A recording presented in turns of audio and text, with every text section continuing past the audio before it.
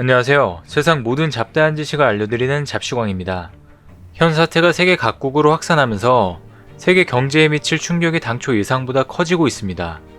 주요 투자은행들도 올해 세계 경제 성장률이 글로벌 금융위기 이후 최저 수준으로 떨어질 것이라는 관측을 내놓고 있습니다. 1일 금융투자업계와 국제금융센터 등에 따르면 현 사태의 충격 등을 고려해 올해 세계 경제 성장률 전망치를 기존 3.1%에서 2.8%로 하향 조정하면서 글로벌 금융위기 이후 최저를 나타낼 것이라고 내다봤습니다.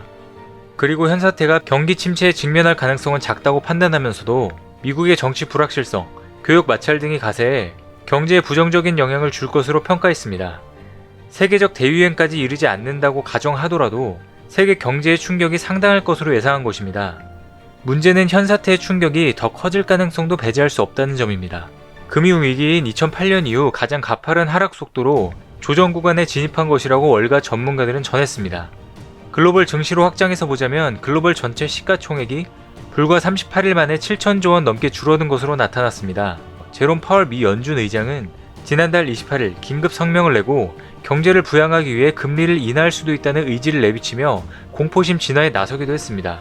실제로 어제 미 연준에서 기준금리를 0.5%포인트 전격 인하하면서 다우지수는 또다시 급반등을 보여주기도 했습니다. 하지만 결국 확산세가 언제 진정되느냐에 따라 경제 충격 정도가 좌우될 것으로 보이고 있습니다.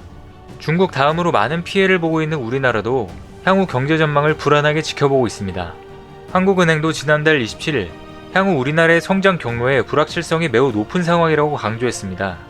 글로벌 증시가 요동치는 가운데 우리나라 성장률과 기업 실적 악화 등 리스크 요인이 겹치면서 한국 증시가 유독 취약한 모습을 보이고 있습니다. 실제로 최근 들어 주요국 주가 하락률을 비교하면 국내 증시가 하락폭이 가장 큰 것으로 확인되고 있는데요. 지난주 금요일 한때 코스피 2000선을 내주기도 하면서 가파른 급락세를 연출하기도 했습니다. 한국 증시 급락세의 주요한 원인으로는 외국계 공매도 세력이 공격 수위를 높이고 있기 때문이라는 분석도 나오고 있습니다. 공매도는 주가 하락에 베팅한 투자자가 주식을 빌려 매도한 뒤 주가가 내려가면 싼 값에 주식을 되사들여 빌린 주식을 갚아 차익을 올리는 투자 기법입니다. 공매도는 순기능도 갖는 합법이지만 시장 불확실성이 높아지면 더 빠르게 주가 하락을 부추기는 부작용이 발생합니다. 한국거래소에 따르면 지난주 일평균 공매도 거래 금액은 7,800억 원으로 평균 수준인 5,400억 원보다 43% 늘어난 수치입니다. 그리고 공매도를 위해 대여한 주식 수도 역대 최고 수준입니다. 금융투자협회에 따르면 지난 27일 기준 대여잔고 주식수는 약 34억 주로 사상 최대치를 기록했습니다. 34억 주가 넘는 물량이 모두 공매도를 위해 대여된 것은 아니지만 그만큼 공매도 대기 물량이 많다는 의미로 해석할 수도 있습니다. 그리고 지난달 60조 원대 초반이던 대차 잔고도 급격히 늘어나 70조 원을 넘어섰습니다. 한국거래소는 이달 들어 공매도 과열 종목으로 95개 종목을 지정하기도 했는데요. 하지만 벌써 공매도 투자자들은 최근 증시 폭락으로 상당한 수익을 올린 것으로 보입니다. 공매도 세력은 주로 외국계 금융회사 창구를 이용합니다. 공매자 잔고 대량 보유자 현황에 따르면 영국계 모건 스탠리 비중이 가장 많은 것으로 나타났습니다. 뒤이어 메릴린치, CS증권, 골드만삭스, JP 모건 등의 순으로 집계됐습니다. 금융 전문가들에 따르면 공매도 세력은 최근 조정 장세가 단기간에 끝나지 않을 것으로 보고 있습니다. 우리나라는 북한과의 지정학적인 이슈가 주기적으로 발생하고 미국과 중국의 힘겨루기 사이에 끼어 있어 불확실성이 매우 높기 때문에 공매도 세력들의 타겟에 자주 지목되고 있습니다. 전문가들 사이에선 현재 소비 부진 기조와 더불어 경기 부양책이 제대로 먹히지 않으면서 주가가 바로 반등하기는 쉽지 않다는 판단을 내리고 있습니다.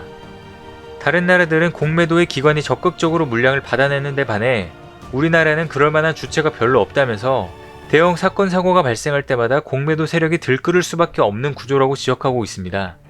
한국에서는 더욱 그런 현상이 많이 나타나고 있어 개인 투자자들의 피해 사례가 빈번히 발생하고 있는데요. 상황이 이렇다 보니 외국인 투자자의 무분별한 공매도를 막기 위해 한시적으로 공매도를 금지하거나 홍콩식 공매도 지정제를 도입해야 한다는 목소리도 나오고 있습니다. 금융당국은 공매도 관련 기존 규제를 강화하는 한편 한시적 공매도 금지까지는 아직 시기상조인 것으로 보고 있습니다. 앞으로 금융당국이 현 사태에 어떠한 카드를 꺼내들지 귀추가 주목되고 있습니다. 오늘 준비한 소식은 여기까지입니다. 앞으로도 전 세계에서 벌어지는 잡다한 이슈와 지식들을 재미있고 정확하게 정리해서 전달드리겠습니다. 시청해주셔서 감사합니다.